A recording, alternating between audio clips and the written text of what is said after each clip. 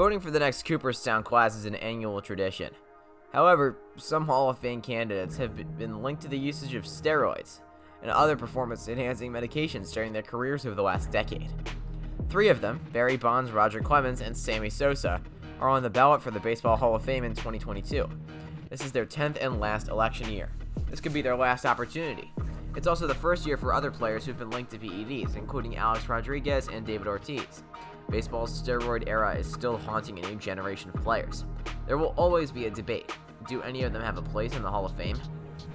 Let's start with Barry Bonds. No player in baseball history has been more closely associated with PED than home run king Barry Bonds. During the Balco investigations, Bonds testified before a federal grand jury. He claimed to have obtained a number of items from a trainer, including linseed oil and a rubbing balm. These were PEDs, according to the investigators.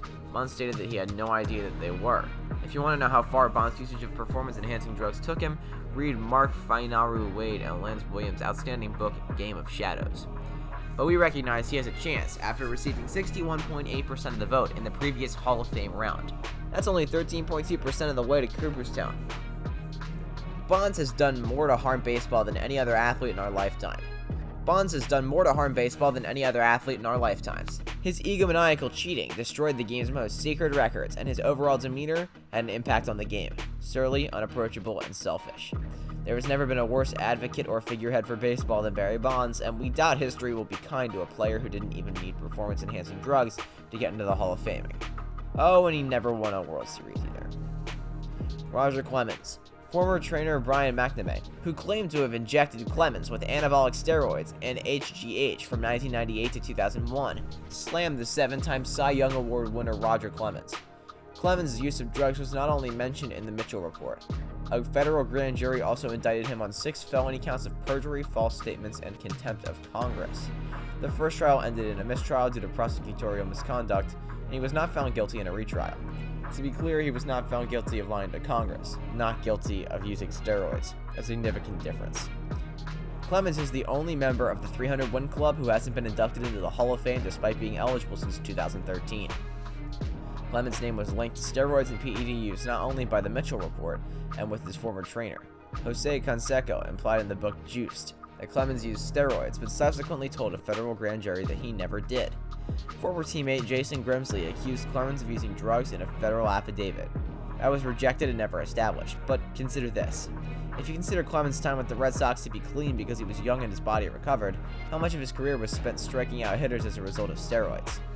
Next up, Gary Sheffield, one of the Major League Baseball players mentioned in the Mitchell Report for PED use and steroid use.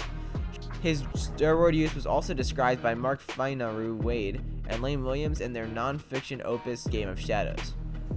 According to the book, Sheffield utilized steroids, testosterone, and HGH received from Greg Anderson, his and Barry Bonds' personal trainer. Anderson's steroid calendars, which he kept for athletes to chart their steroid cycles, were also detailed in the book, including one for Sheffield during the 2001 season. Aside from being vocal, Sheffield once stated that there were more Latin players than black players because Latin players were easier for management to control.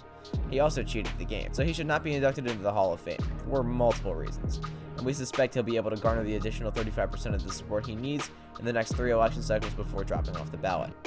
What was Sheffield's justification? He said that in 2001, while working out with Barry Bonds, a lotion administered to his knee by a trainer included steroids, which Sheffield was unaware of at the time. And finally, Manny Ramirez. It's hardly a stretch to say Manny Ramirez has a good chance of joining the Hall of Fame after his first PED ban cost him 50 games in 2009. He was such a distinct, skilled, and endearing player that voters may have been willing to overlook his crime.